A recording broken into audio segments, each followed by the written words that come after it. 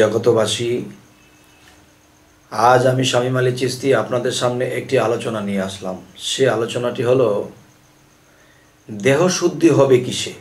আজ দেহশুদ্ধি সম্বন্ধে আলোচনা করব যে দেহশুদ্ধ যে বিষয়টা, যে এই দেহের মধ্যে মিশে আছে আত্মা, এবং এই আত্মা যদি পবিত্র থাকে বা পরিষ্কার থাকে তাহলে আল্লাহ আত্মায় মিশে এই দেহের ভিতরে আসবে। তো এখন দেখা যায় আমাদের আত্মশুদ্ধি করতে হলে আমাদের দেহশুদ্ধি করতে হবে। আত্মশুদ্ধি করতে হলে আমাদের দেহশুদ্ধি করতে হবে কেমন?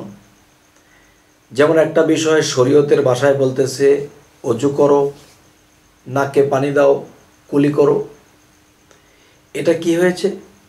আমার দেহের বাহিরে ময়লা বা ধুলা এগুলো পরিষ্কার হয়ে গেছে, কিন্তু দেহ কিন্তু আমার শুদ্ধ হয়নি। আর দেহ শুদ্ধ না হলে আমার আত্মা শুদ্ধ হবে না। আত্মা শুদ্ধ না হলে আমার এই আত্মায় মিশে আল্লাহ আসবে না। তাহলে সর্বপ্রথম আমাদের কি করতে হবে? দেহ শুদ্ধ করতে হবে। তো দেহ শুদ্ধ বা সিদ্ধি বা দেহ পবিত্র বলতে আমরা কি বুঝি, এবং এই দেহ পবিত্র করতে হলে আমাদের কি করতে হবে, সেই বিষয়টি হলো যে সর্বপ্রথম একটা জিনিস খেয়াল করতে হবে আমাদের। আমরা যখন টাইম টু টাইম খাবার দাবার খাই, তখন দেখা যায় কি যে ভাত, মাছ, মাংস বিভিন্ন কিছু আমরা খাইতেছি। তখন কি হয়? এই দেহের জীব শক্তিটা বেড়ে যায়। জীবের শক্তিটা যখন বেড়ে যায় তখন এই 10টা ইন্দ্রিয় শক্তিও বেড়ে যায়। তখন 6টা রিপুর সুযোগ পায়। 6টা রিপুর সুযোগ পেয়ে কি বলে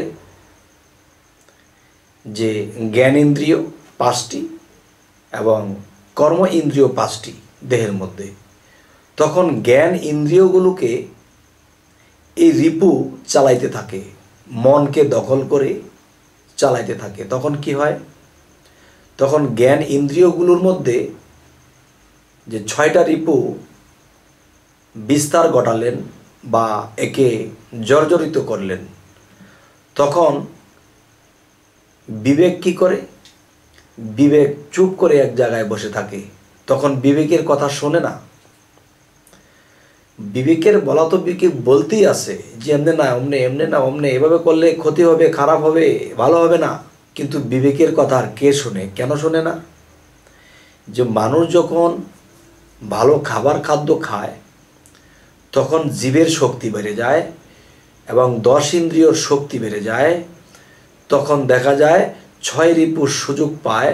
তখন মনকে গ্রাস করে মনকে 6 রিপুর দলে এনে তখন সেই 6 রিপু মনের সাথে মিশে তখন খারাপে লিপ্ত হয়ে যায়। তখন মানুষ পাপিষ্ঠ হয়ে যায় এবং জাহান্নামী হয়ে যায়। তাই বলতে চাই, আগে দেহ শুদ্ধি করতে হবে। দেহ শুদ্ধিটা করতে হলে দেখেন, প্রত্যেকটা জিনিসের একটা করে স্বভাব আছে। যেমন একটা জিনিস মনে করবেন, এই পৃথিবীতে কোনো ছেলে মেয়ে যারা জন্ম নেয়, দেখবেন যে কিছু কিছু ছেলে মেয়ে তারা বাবার স্বভাব পায়। তারা বাবার স্বভাব পায় কেন? কারণ বাবার রক্ত থেকেই তারা গিয়েছে। তাই সেই রক্তের মধ্যে যে একটা স্বভাব, এই স্বভাবটা ছেলে মেয়েদের মধ্যে থেকে যায়। তখন অনেক মানুষে বলে এই ছেলেটা পুরো বাবার স্বভাব পেয়েছে। কথাটা কিন্তু মিথ্যে নয়। আচ্ছা, তাহলে একটা বাবার থেকে যখন একটা ছেলে জন্ম নিয়েছে তখন কিন্তু সে বড় হলে যদি ওরকম ধরনের কোনো কাজকর্ম করে তখন মানুষ বলে কি সম্পূর্ণ বাবার স্বভাব পেয়েছে ছেলেটা। আচ্ছা, এরপর আমি বলবো যে এই পৃথিবীতে আমরা কেন এসেছি? এই আত্মার মুক্তি ঘটিয়ে যাব। এখন আত্মার মুক্ত হতে হলে আত্মা পবিত্র হতে হবে এবং সেই পবিত্র আত্মায় আল্লাহ আসবে। কিন্তু দেহ পবিত্র না হলে, দেহ শুদ্ধ না হলে আত্মা শুদ্ধ হবে না, আর অশুদ্ধ আত্মার মধ্যে আল্লাহ আসবে না। হে জগতবাসী, তো আজকের যে বিষয়টা বোঝাইতে চাইতেছি, যে বাবার অংশের থেকে যখন জন্ম নিল তো বাবার স্বভাব পেল। তো এই পৃথিবীতে দেখা যায় মানুষ যখন গরুর মাংস, হরিণের মাংস, মহিষের মাংস, বিভিন্ন প্রাণী জগতের মাংস যখন খেতে থাকে, তবে দেখবেন এই প্রাণী জগতের মধ্যে গেলে এক একটা প্রাণীর এক এক ধরনের স্বভাব। গরুর একটা স্বভাব, এবং মহিষের একটা স্বভাব, এবং ছাগলের একটা স্বভাব। তাহলে আমরা যখন এই মাংসগুলো খাই তখন দেখা যায় যে তার শরীরে লেগে থাকা বা এই দেহের অংশটাকে যখন আমরা খাই, খাবার দাবার পরে তখন দেখা যাচ্ছে যে একটা সময় আমাদের রক্তের সাথে মিশে তাদের কিছু স্বভাব এসে যায়, যারা এই জিনিসগুলো অতিরিক্ত খায়। ওই বছরে 2-1বার খেয়েছে, ওটাতে পায় না। কোরবানির ঈদে খাবে, এই বিভিন্ন 6 মাসে 9 মাসে একবার খেলে কিছু হবে না। কিন্তু যারা রেগুলারলি বিভিন্ন প্রাণীর মাংস খাবে, তখন কি হবে, সেই প্রাণীদের কিছুটা স্বভাব তার মধ্যে কাজ করবে। কেউ গরুর মতো স্বভাব, কারো মহিষের মতো স্বভাব, কারো বিভিন্ন স্বভাব একটা মানুষের মধ্যে কাজ করে। তখন সেই মানুষটির শরীরটা থাকে উচ্ছৃঙ্খল। সেই স্বভাবগুলো যখন কাজ করে তখন সে নামাজে ডুবতে পারে না। সেই স্বভাবগুলো যখন কাজ করে তখন ধ্যানে ডুবতে পারে না। কিন্তু মুর্শিদের কাছে বলে, বাবা আমি তো ধ্যান করতে পারি না, আমি তো নামাজে মন চলে যায় অন্যদিকে। কেন চলে যায়? যে নিজের জায়গায় নিজে স্থির থাকা যায় না। তো এই জন্য একটা কথা বলে থাকি, দেখবেন বাঘ, ভাল্লুক, সিংহ এরা কিন্তু মাংস খায়, এরা কিন্তু উশৃঙ্খল করে, এরে থাবা দিচ্ছে, এরে মারছে, এরে খাইতেছে। কিন্তু দেখবেন এত বড় একটা দেহ হাতি, সে কিন্তু ঘাস খায়, সে কিন্তু মাংস খায় না। কিন্তু এত বড় দেহ থাকার পরেও, এত শক্তি থাকার পরেও তার চলাফেরাগুলো কি নীরব।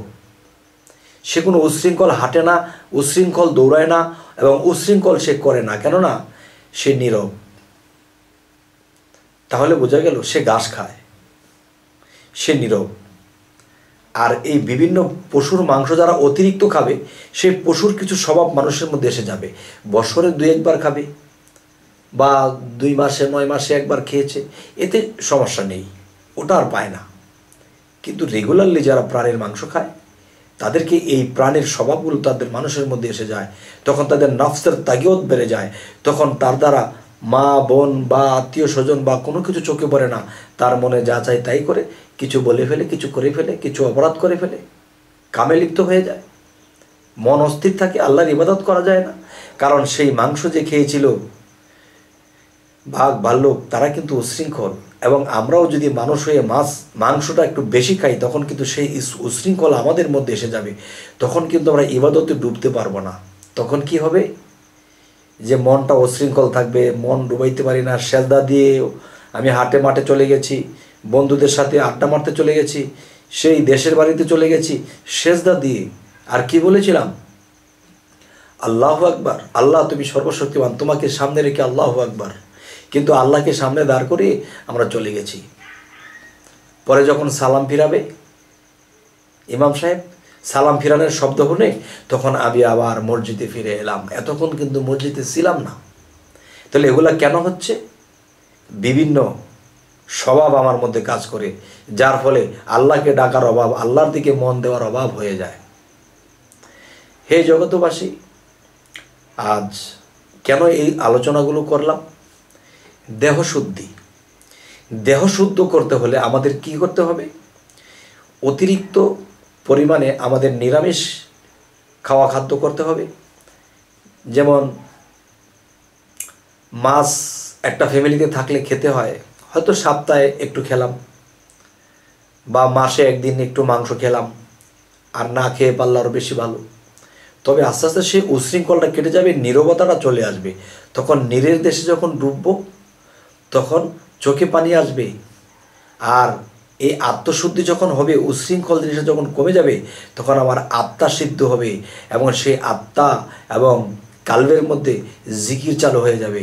তখন আল্লাহর কথা মনে করলেই চোখে পানি এসে যাবে। তখন কি হবে? আল্লাহ তার ডাকে সাড়া দেবে, সে আত্মায় মিশে আল্লাহ বান্দার মধ্যে মিশবে, তখন কি হবে যে একজন আউলিয়ার মধ্যে যখন আল্লাহ এসে মিশে, তখন কিন্তু সেই দেহটা কখনো মাটিয়ে খেতে পারে না। হে জগতবাসী, আজকের আলোচনা এটি যে দেহশুদ্ধ আমরা করতে হলে আমরা যে কোনো জিনিস, যে কোনো প্রাণের মাংস যে কোনোভাবে আমরা খাওয়া কমিয়ে দিতে হবে, আস্তে আস্তে কমিয়ে দিতে হবে। আর কি করতে হবে? অতিরিক্ত জিকির করতে হবে। জিকির হলো আত্মার খাদ্য, আত্মা শক্তিশালী হবে এবং এই দেহটা নীরব হবে, উচ্ছৃঙ্খল কেটে যাবে। তখন আমরা চোখের পানির সাথে যখন আল্লাহকে ডাকবো, তখন আল্লাহ আরশে আজিমে থাকতে পারবে না গো। তিনি এসে বান্দার ডাকে সাড়া দেবে। হয়তো ভাগ্য নসিব যদি ভালো হয়, কর্মের ধারা যদি ভালো হয়, আল্লাহর সাক্ষাৎ ঘটিয়ে দেবে। আল্লাহ কিন্তু কোরআনে এমন কথা বলে নেই যে আমার সাক্ষাৎ কেউ পাবে না, পাবে। তবে এই নিয়ম যদি আমরা করি, ইনশাল্লাহ আমরা এই পৃথিবীর থেকে আল্লাহর সাক্ষাৎ ঘটিয়ে যেতে পারবো। তবে হে জগতবাসী, আমাদের এই চ্যানেলের আলোচনা যদি আপনাদের ভালো লাগে তো অবশ্যই সাবস্ক্রাইব করবেন। এই সাবস্ক্রাইবের মাধ্যমে আপনারা আমাদের বাকি ভিডিওগুলো পেয়ে যাবেন। তো আজ এই বলেই রাখছি, সকলেই ভালো থাকবেন। আল্লাহ হাফিজ।